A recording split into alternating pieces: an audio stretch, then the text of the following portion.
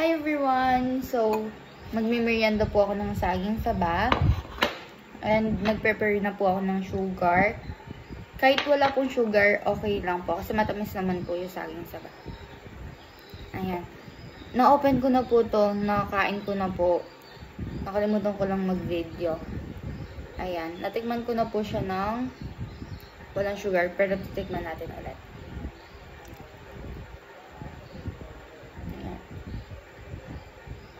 Sasawsaw naman po natin sa sugar.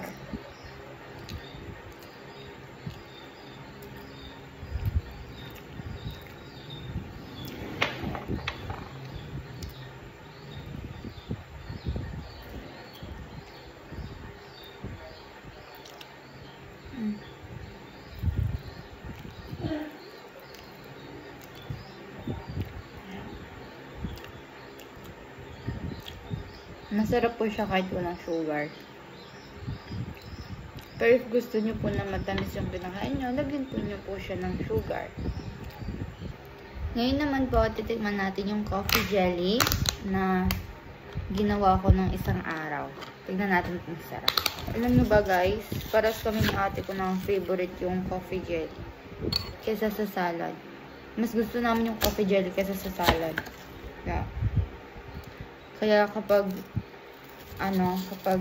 Christmas or New Year, nagpapagawa kami kay mama.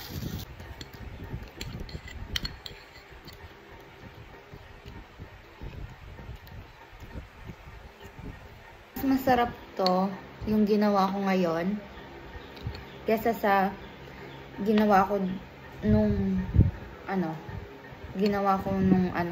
dati. Mas masarap to. Kasi dito, parang balance lang yung lasa. Parang hindi gaano matamis, hindi matabang, gano'n. Sakto lang yung pagkakatimpla sa kanya.